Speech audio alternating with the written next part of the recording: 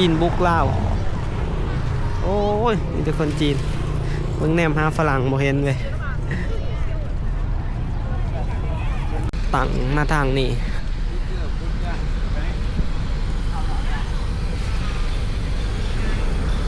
ในช่วงนี้ก็ถือว่าเป็นบรรยากาศยามหนาวล่ะนี่ก็มีแต่รถทัวร์ของนักท่องเที่ยวทุกคนครับเห็นเป็นรถ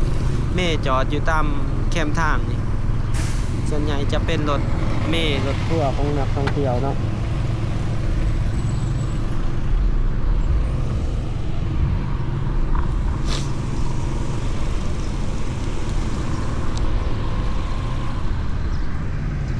วันอาทิตย์รถก็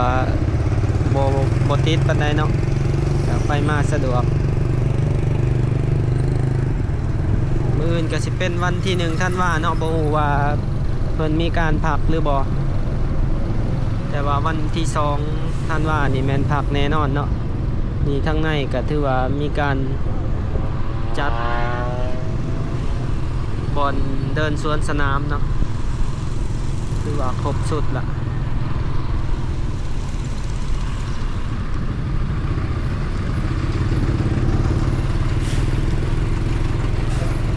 ทุกคน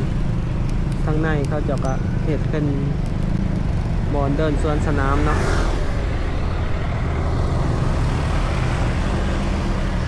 ทางนี้ก็สิเป็นทางเขาเดี๋ยวสิพาทุกคนขี่รถเลาะลงไปทางประตูไส้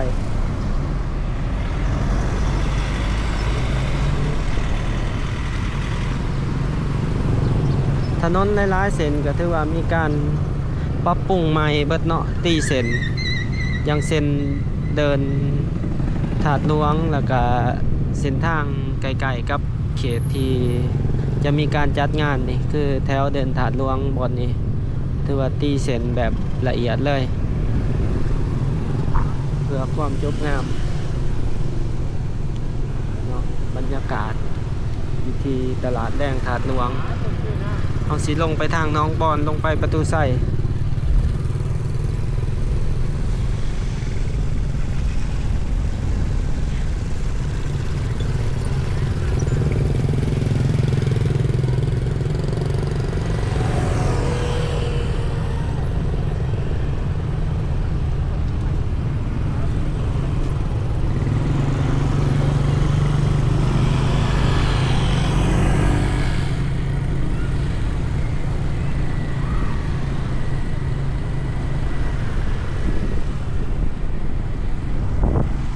แดดกับผู้ที่ซองแง่ตาเลยทุกคน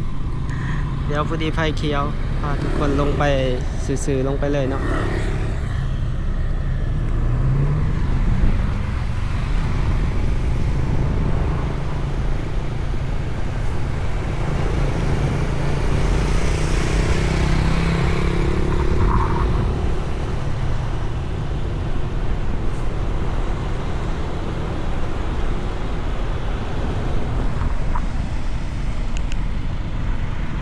อันนี้เป็นบรรยากาศถนนน้องบอนทุกคน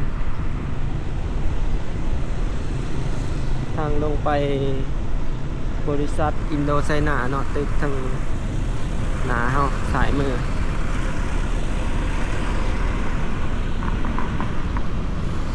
ถนนบอนนี่ก็มีการปูอาสพานแล้วก็ตีเส้นใหม่ๆเลยเนาะกำลังตีเส้นแล้ววังเมื่อคืนคือว่าจะเป็นเส้นทางลัดที่การนำจะขี่รถขึ้นมาทางนี้เนาะเขาสู่เดินถาดหลวงเดี๋ยวเราสิเลี้ยวขวาอยู่แยกนี้เนาะลงไปทางโพนสะอาดทุกคนเลี้ยวขวาบอลนี่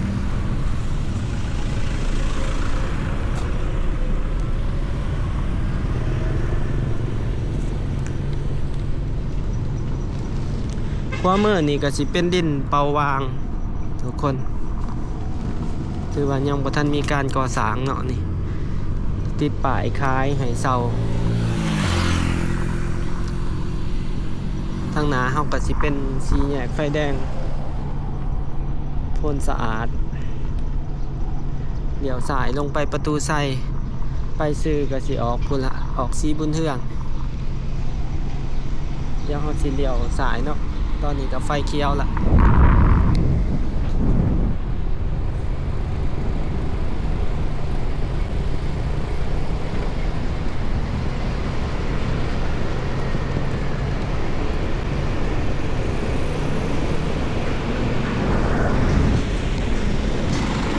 มานี่บรรยากาศเย็นขนาดทุกคนเขาเจ้าล่องแอร์วะเปิดแอร์บริจาคเย็นขนาด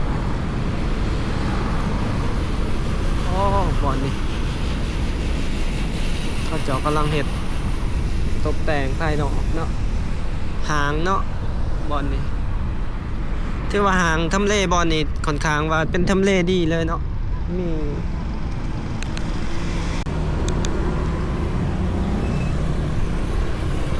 ตอนนี้เราอยู่ที่หน้าโรงเรียนศิลป์ไซ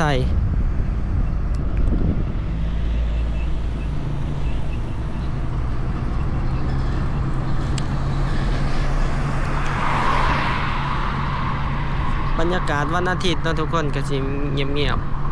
ๆเพราะมือนี้เป็นสถานทูตไทย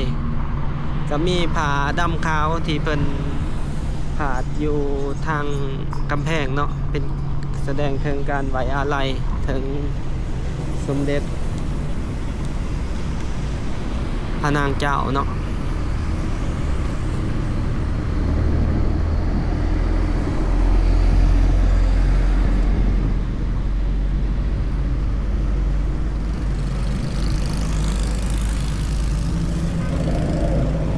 ไปซื้อ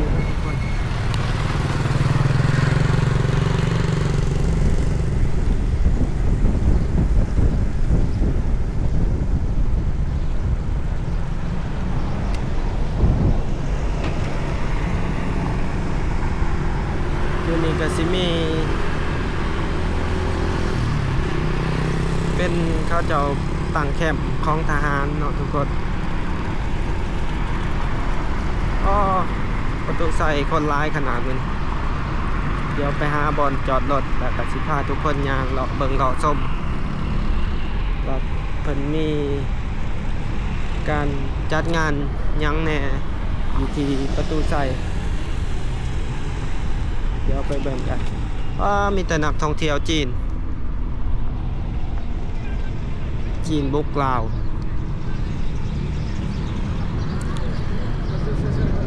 เต็มเลย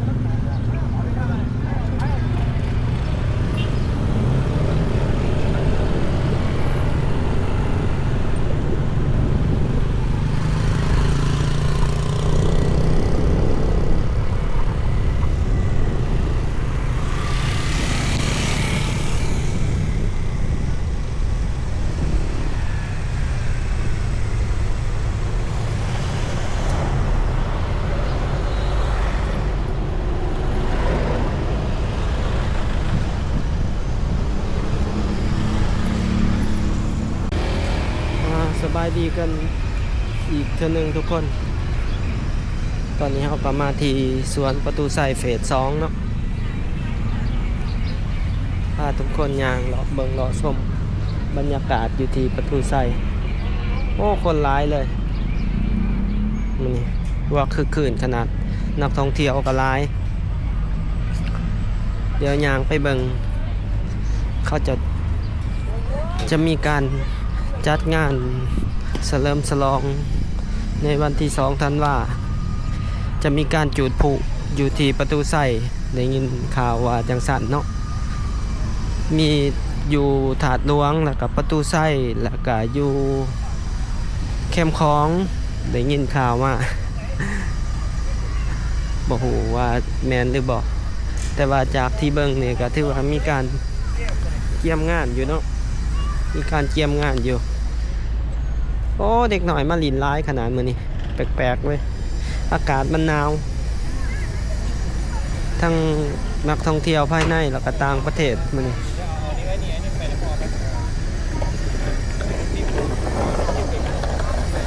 นักท่องเที่ยวจีนหลายขนาดมื้อนี้เดี๋ยวยางไปเบิ่งกันที่ประตูไซ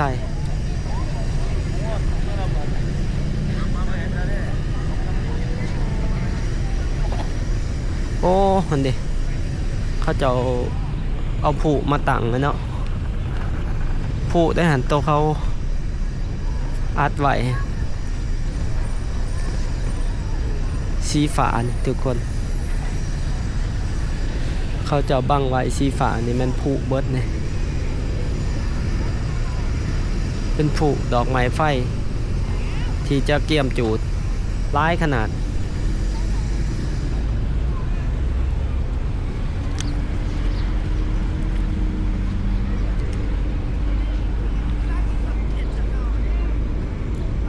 บรรยากาศคือคืนอาหารต่างๆเดี๋ยวพาทุกคนย่างไปทาง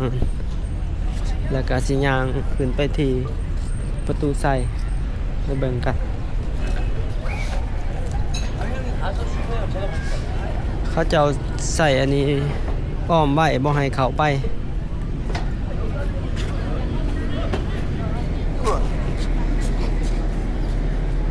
แต่ว่าเขาเจ้าเฮ็ดพื้นนี่บ่ค่อยละเอียดจักดิเว้ย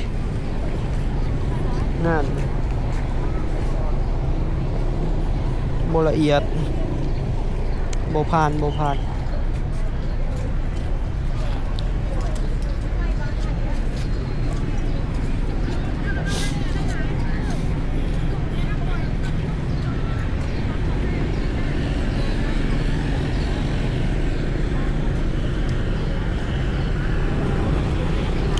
เดี๋ยวยางมาเบิ่งบรรยากาศที่ประตูไซคือคนร้ายแท้มื้อนี้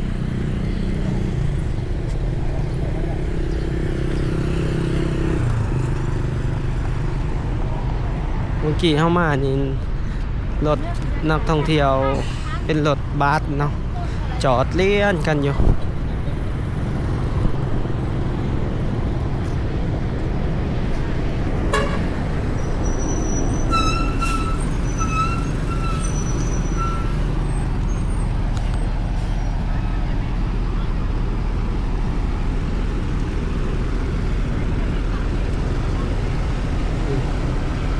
ผาสีฝาที่เพิ่นโปกไว้มีแต่ผู้เบิดนะบักไอ้ร้ายมันน่าจะมีเป็นพันลูก สำหรับมือจูดนี่ถ้าเบิ่งความอลังการน่าจะอลังการเติบมือวันที่2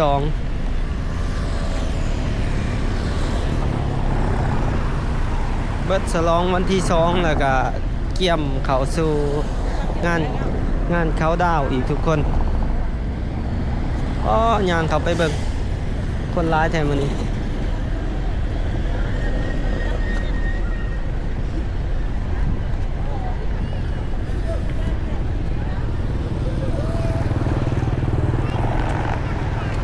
จีนบุกลาวโอ้ยมีแต่คนจีนเบิ่งแนมหาฝรั่งบ่เห็นเว้ย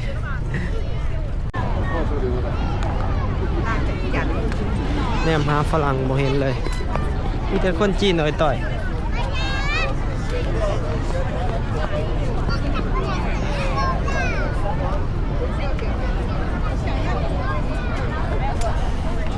หลายเหลือเกิน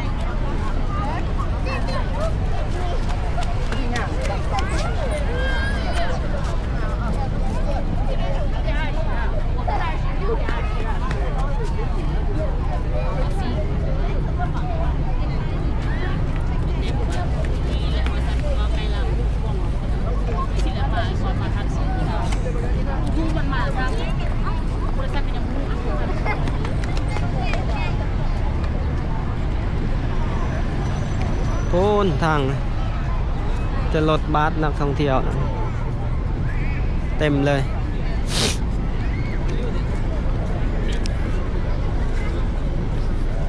ซัมบุญเลยทุกคน มาลายเว้ย อยู่หลวงพระบางก็เต็มเนาะเพราะว่าคนจีนเขาจะมาทางรถไฟความไวสูงเนาะก็เฮ็ดให้คนจีนเดินทางเข้าลาวสะดวก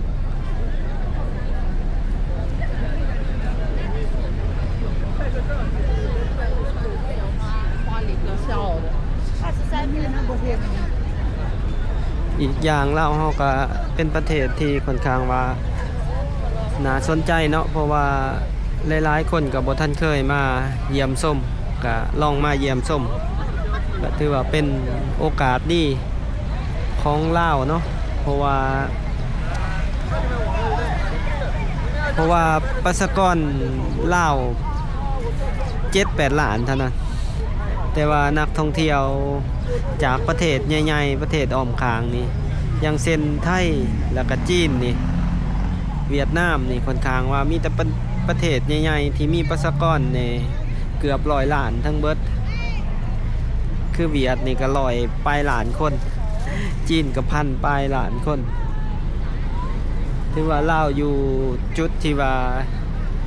ยุทธศาสตร์ที่ว่าค่อนข้างดีนะสำหรับการมี Facebook แล้วก็โลกออนไลน์เฮ็ดให้ดึงนักท่องเที่ยวแล้วก็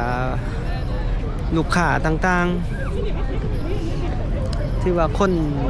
เป็นพันล้านเนาะ เลี้ยงคน 7-8 ล้านแบบสบายเลย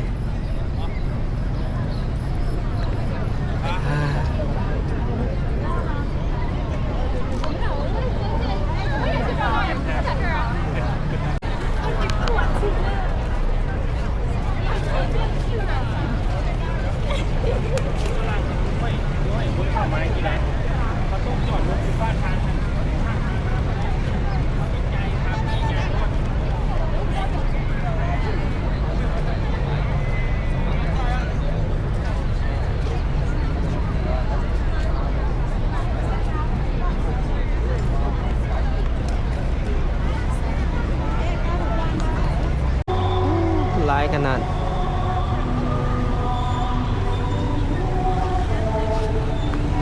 นักท่องเที่ยวชาวจีนจีนบุกลาว นักท่องเที่ยวจีนบุกลาวหลายขนาดมาเต็มคันรถ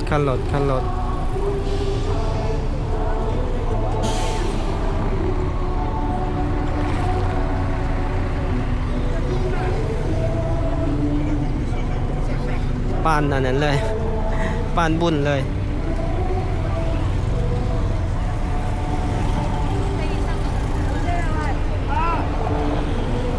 นกแอ่นนะ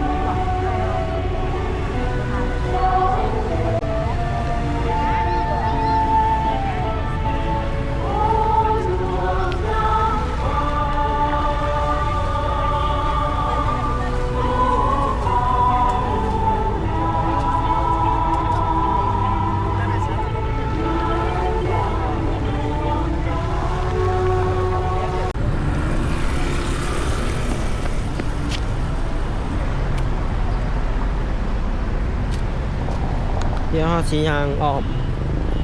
ไปเบิ่งทางเพิ่นทุกคนทางนี้ทางข้างห้องน้ำก็มีร้านอาหารเนาะ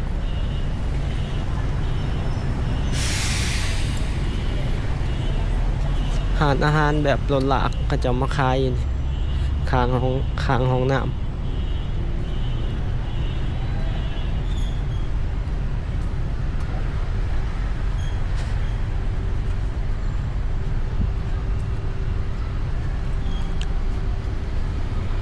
รถมาจอดเต็มเลย ประตูใส่พูนเนาะทางของการปกครองนครหลวงที่ว่าเขาเจ้าเฮ็ดอันนั้นเนาะเฮ็ดทางหน้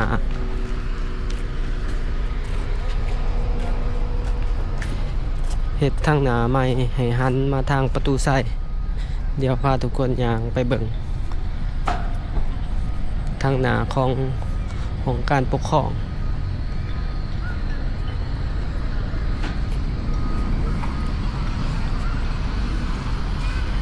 วันนี้เด็กหน่อยมาลินร้ายกันนะพาทุกคนมาเบิ่ง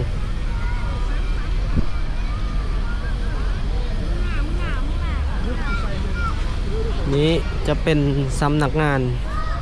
ปกครองนครหลวงเวียงจันทน์ที่ว่าเพิ่นเฮ็ดใหม่จะเฮ็ดเสาเป็นเสาแบบตั้งมาทางนี้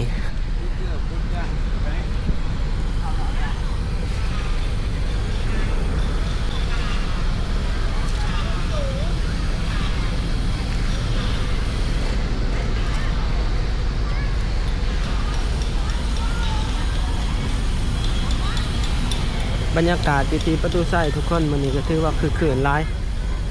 ทั้งคนลาวคนจีนมาเที่ยวกาซิมีอยู่ประมาณนี้เด้อทุกคนสำหรับการพาเบิงพาชมบรรยากาศที่ประตูใส่ยามแรงที่เวียงจันทน์ในมื้อนี้ถ้าผู้ใดมักก็อย่าลืมกดไลค์กดแชร์กด Subscribe เนาะเพื่อเป็นกำลังใจให้กันตอนนี้เบาแม่นใส่ก็ต้องขอกล่าวคำว่าขอบใจแล้วก็สบายดี